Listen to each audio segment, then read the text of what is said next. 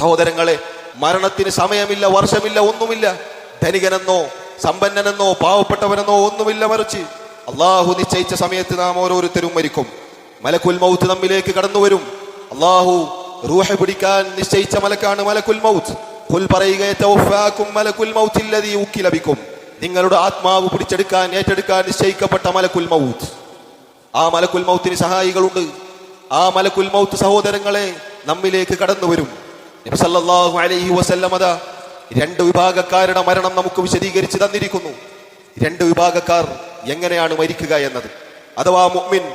രണ്ടാമത്തെ വിഭാഗം കാഫിർ, അതല്ലെങ്കിൽ ഫാജിർ, തിന്മകളിൽ മുഴുകിയവൻ. ഒരു മുഅ്മിനിനെ സംബന്ധിച്ചിടത്തോളം മുഅ്മിനിന്റെ അടുത്തേക്ക് അവന്റെ മരണസമയം ആസന്നമായി കഴിഞ്ഞാൽ മലക്കുകൾ വരും. ആ മലക്കുകളുടെ അവസ്ഥ ബീദുൽ വുജൂഹ്, പ്രകാശപൂരിതമായിരിക്കും അവരുടെ മുഖങ്ങൾ. കഅന്ന വുജൂഹഹും ശംസ്, സൂര്യനെ പോലെ വെട്ടിത്തിളങ്ങുന്ന രൂപത്തിലായിരിക്കും മുഅ്മിനിന്റെ അടുക്കലേക്ക് വരുന്ന മലക്കുകളുടെ രൂപം. അവരുടെ കയ്യിൽ മഅഹും കഫനുൻ മിൻ അക്ഫാനിൽ ജന്ന, അവരുടെ കയ്യിൽ സ്വർഗത്തിൽ നിന്നുള്ള കഫൻ പുടവ ഉണ്ടാകും. വഹനൂതും മിൻ ഹനൂതിൽ ജന്ന, സ്വർഗത്തിൽ നിന്നുള്ള പരുത്തി സുഗന്ധദ്രവ്യം അതുണ്ടായിരിക്കും. അങ്ങനെ മുഅ്മിനിനോട് പറയും, അയ്യതുഹൻ നഫ്സുത് തയ്യിബ, നല്ല ആത്മാവേ, സമാധാനമടഞ്ഞ ആത്മാവേ, പുറത്തേക്ക് വരൂ എന്ന് പറയും. അപ്പോൾ അതാ നബി സല്ലല്ലാഹു അലൈഹി വസല്ലം അറിയിക്കുന്നു, ഫതഖ്റുജു തസീലു കമാ തസീലുൽ ഖത്രതു മിൻ ഫിസ്ഖാ, ഒരു കൂജയിൽ നിന്ന്, വെള്ളത്തിന്റെ കൂജയിൽ നിന്നും വെള്ളം ഒഴിക്കുന്നത് പോലെ മൃദുലമായ രൂപത്തിൽ മുഅ്മിനിന്റെ ആത്മാവ് ശരീരത്തിൽ നിന്നും പുറത്തേക്ക് വരും. ഈ രംഗത്തെക്കുറിച്ച് സഹോദരങ്ങളെ, എല്ലാ മുഅ്മിനീങ്ങളുടെയും നേതാവായ അഷ്റഫുൽ ഖൽഖ് മുഹമ്മദ് മുസ്തഫ സല്ലല്ലാഹു അലൈഹി വസല്ലം അവിടുത്തെ മരണസമയം നമുക്ക് വിവരിച്ചു തന്നിട്ടുണ്ട്. അവിടുത്തെ ഭാര്യ ആയിഷ റളിയല്ലാഹു അൻഹാ പറഞ്ഞിട്ടുണ്ട്, അവിടുന്ന് വഫാത്താകുന്ന രംഗം ഇത്ര മൃദുലമായിട്ടാണ് മുഅ്മിനിന്റെ റൂഹ് പുറത്തേക്ക് വരിക എങ്കിലും അതിനെക്കുറിച്ച് നബി സല്ലല്ലാഹു അലൈഹി വസല്ലം പറഞ്ഞു, ലാ ഇലാഹ ഇല്ലല്ലാഹ്, അല്ലാഹു അല്ലാതെ ആരാധനക്കർഹനായി മറ്റാരുമില്ല.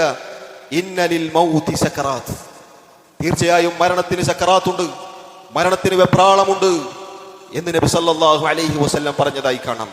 അവിടുന്ന് വല്ലാതെ പ്രയാസപ്പെട്ടിരുന്നു എന്ന് ആയിഷ റളിയല്ലാഹു അൻഹാ പറഞ്ഞതായി നമുക്ക് കാണാം. ഇനി സഹോദരങ്ങളെ, മഹാനായ സഹാബി അംർ ഇബ്നുൽ ആസ് റളിയല്ലാഹു അൻഹു അദ്ദേഹം മകന് വിശദീകരിച്ചു കൊടുക്കുന്നു എങ്ങനെയാണ് അദ്ദേഹത്തിന്റെ മരണമാസന്നമായി കിടക്കുമ്പോൾ എന്താണ് അവസ്ഥ എന്ന് അംർ ഇബ്നുൽ ആസ് റളിയല്ലാഹു അൻഹു വിശദീകരിച്ചു കൊടുക്കുകയാണ്. അദ്ദേഹത്തിന് ആഗ്രഹമുണ്ടായിരുന്നു ഈ വിഷയം മരിക്കുന്ന സമയത്ത് ആ രംഗം ബുദ്ധിയുള്ള, ഇത് പറഞ്ഞു കൊടുക്കാൻ സാധിക്കുന്ന ഒരാളെ അടുത്ത് കിട്ടിയിരുന്നെങ്കിൽ എന്ന്. അബ്ദുല്ലാ റളിയല്ലാഹു അൻഹു പിതാവ് മകനെ വിശദീകരിച്ചു കൊടുക്കുന്നു, യാ ബുനൈ, ഓ മോനെ, അൽ മൗതു അഅ്ളമു മിൻ അൻ യൂസഫ്, മോനെ, മരണം എന്നത് വിശദീകരിക്കാൻ വിശേഷിപ്പിക്കാൻ മാത്രം സാധിക്കാത്ത ഒന്നാണ്. എങ്ങനെയാണ് അതിന്റെ അവസ്ഥ എന്ന് ഒരിക്കലും കൃത്യമായി വിശദീകരിക്കാൻ വിശേഷിപ്പിക്കാൻ സാധിക്കുകയില്ല. വലാകിൻ സഅസിഫു ലക മിൻഹു ശൈഅ, മറിച്ച് നിനക്ക് ഏതാനും ചില കാര്യങ്ങൾ ഞാൻ പറഞ്ഞു തരാം. വല്ലാഹി, അല്ലാഹുവാണ്, കഅന്ന അലാ കതിഫയ്യ ജബല ളുവാ, എനിക്കിപ്പോൾ അനുഭവപ്പെടുന്നത് ളുവാ പർവ്വതം എന്റെ ചുമലിൽ വെക്കപ്പെട്ടതുപോലെയാണ്. ഒരു പർവ്വതം, ഒരു മല അതെന്റെ ചുമലിൽ ഉള്ളതുപോലെയാണുള്ളത്. വകഅന്ന റൂഹി തഖ്റുജു മിൻ സുഖ്ബി ഇബ്റ, ഒരു സൂചിയുടെ ദ്വാരം, അതിലൂടെ ശ്വാസം എടുക്കാൻ സാധിക്കുന്ന അവസ്ഥ സഹോദരങ്ങളെ ഒന്ന് ചിന്തിച്ചു നോക്കൂ. അദ്ദേഹം പറയുന്നു, വകഅന്ന ഫീ ജൗഫി ശൗകത ഔസജിൻ, എന്റെ തൊണ്ടയിൽ, എന്റെ ആമാശയത്തിൽ മുള്ളുകൾ ഇറക്കി വെച്ചതുപോലെയാണുള്ളത്. വകഅന്ന അസ്സമാഅ ഉത്ബിഖത് അലൽ അർദ് വഅന ബൈനഹുമാ, ആകാശം ഭൂമിയുടെ മുകളിലേക്ക് പതിച്ചു, ഞാൻ അതിന്റെ ഇടയിൽ പെട്ടതുപോലെയാണുള്ളത്. സുബ്ഹാനല്ലാഹ്. മരിക്കുന്ന സമയത്ത് സഹാബത്ത് പറഞ്ഞു കൊടുത്തതാണിത്. എന്താണ് അവസ്ഥ? ഒരു പർവ്വതം ചുമലിൽ വെക്കപ്പെട്ടതുപോലെ. ശ്വാസം കഴിക്കുന്നത് സൂചിയുടെ ദ്വാരം എത്ര ചെറുതാണ്, ഒരു തുന്നുന്ന സൂചിയുടെ ദ്വാരത്തിലൂടെ ശ്വാസം പോകുന്നത് പോലെ അത്രയും പ്രയാസകരമാണ് ശ്വാസം എടുക്കാൻ. അതുപോലെ മുള്ളുമരം അത് തൊണ്ടയിലേക്ക് ഇറക്കി വെച്ചതുപോലെയാണ്.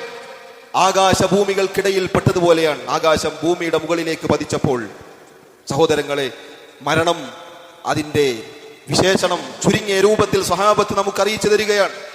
മറ്റൊരു റിവായത്തിൽ നമുക്ക് കാണാം, കഅബ് റളിയല്ലാഹു അൻഹു പറയുന്നു, ഇന്നൽ മൗത, തീർച്ചയായും മരണം, കശജറത്തി ശൗകിൻ ഉദ്ഖിലത് ഫീ ജൗഫി ഇബ്നി ആദം, മരണമെന്നാൽ ആദമിന്റെ പുത്രന്റെ, മനുഷ്യന്റെ തൊണ്ടയിലേക്ക് ഒരു മുൾ ചെടി ഇറക്കി വെച്ചതുപോലെയാണ്.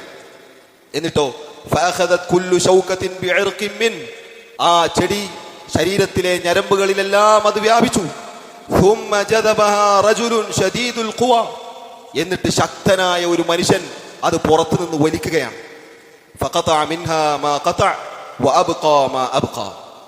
ആ സന്ദർഭത്തിൽ അവിടെ നിന്ന് പുറത്തേക്ക് വന്നത് വന്നു, അവിടെ ബാക്കിയായത് ബാക്കിയായി. അത്രയും പ്രയാസകരമാണ് മരണമെന്ന് സഹോദരങ്ങളെ സഹാബത്ത് നമുക്ക് വിശദീകരിച്ചു തരികയാണ്. ഇത് മുഅ്മിനീങ്ങളാണ് ഇത് പറയുന്നത്. മുഅ്മിനിന് പോലും മരണസമയത്ത് ഈ രൂപത്തിലുള്ള പ്രയാസം ഉണ്ടാകും എന്ന് നമ്മൾ ഇത്തരം സന്ദർഭങ്ങളിൽ നിന്നും മനസ്സിലാക്കേണ്ടതാണ്. ഇനി സഹോദരങ്ങളെ, കാഫിറും ഫാജിറുമായ അള്ളാഹുവിനെ നിഷേധിക്കുന്ന, അള്ളാഹുവിനെ ധിക്കരിക്കുന്ന മനുഷ്യൻ, അള്ളാഹുവിനെ ധിക്കരിക്കുന്നവനായ കാഫിറും ഫാജിറും അവന്റെ അവസ്ഥ എന്താണ്? അവനിലേക്ക് അതാ മലക്കുകൾ ഇറങ്ങി വരുന്നു. സൂദുൽ വുജൂഹ്, ഇരുണ്ട മുഖമുള്ള മലക്കുകൾ.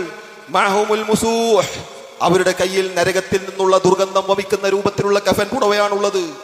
അങ്ങനെ ഇയാളുടെ അടുത്ത് വന്നിരിക്കും. എന്നിട്ട് ഇയാളോട് പറയും, അയ്യതുഹൻ നഫ്സുൽ ഖബീസ, വൃത്തികെട്ട ആത്മാവേ പുറത്തേക്ക് വരൂ. ഉഖ്റുജി ഇലാ സഖതിൻ മിനല്ലാഹി വഗളബ്, അള്ളാഹുവിന്റെ കോപത്തിലേക്കും അവന്റെ ദേഷ്യത്തിലേക്കും പുറത്തേക്ക് വരിക എന്നാണ് പറയുക. മുഅ്മിനിനോട് നേരെ തിരിച്ചാണ്. ഉഖ്റുജി ഇലാ മഗ്ഫിറതിൻ മിനല്ലാഹി വറിദ്വാൻ, പാപമോചനത്തിലേക്കും റബ്ബിന്റെ തൃപ്തിയിലേക്കും വരൂ എന്ന മുഅ്മിനിനോടുള്ള വാക്കാണെങ്കിൽ കാഫിറിനോടും ഫാജിറിനോടും ഇങ്ങനെയാണ് പറയപ്പെടുക. അപ്പോൾ അവന്റെ ശരീരത്തിൽ നിന്നും ആത്മാവ് പുറത്തേക്ക് വരിക എപ്രകാരമാണ്? ഫതുഫറഖു ഫീ ജസദിഹി ഫയൻതസിഉഹാ കമാ യുൻതസഉ السفود من الصوف المبلول. നാലു ഭാഗത്ത് ചീർപ്പ് രൂപത്തിലുള്ള ദണ്ട് അത് ഒരു പന്നിക്കെട്ടിലേക്ക് ഇറക്കി വെച്ചു, അഥവാ നനഞ്ഞ ഒരു പന്നിക്കെട്ടിലേക്ക്. എന്നിട്ട് അതിങ്ങനെ വലിച്ചെടുക്കുമ്പോൾ ഉള്ള അവസ്ഥ എന്തായിരിക്കും? അതാണ് കാഫിറിന്റെ ആത്മാവ് പുറത്തേക്ക് വരുമ്പോഴുള്ള അവസ്ഥ. സഹോദരങ്ങളെ, നബി സല്ലല്ലാഹു അലൈഹി വസല്ലം മരണവെപ്രാളത്തെ കുറിച്ച് നമ്മെ അറിയിക്കുകയാണ്. ഈ മരണത്തിന്റെ വെപ്രാളം, ഈ സക്കറാത്ത്, അത് നമ്മെ കാത്തിരിക്കുകയാണ്.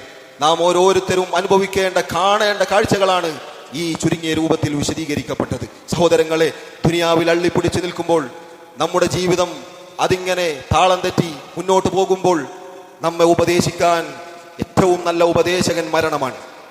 മരണമാണ് നമ്മെ ഏറ്റവും നന്നായി ഉപദേശിക്കുക. അതുകൊണ്ട് ആ മരണത്തെക്കുറിച്ചും മരണസമയത്ത് നാം കാണേണ്ട കാഴ്ചകളെക്കുറിച്ചും നാം ഗൗരവത്തിൽ ഓർമ്മിക്കേണ്ടവരാണ്.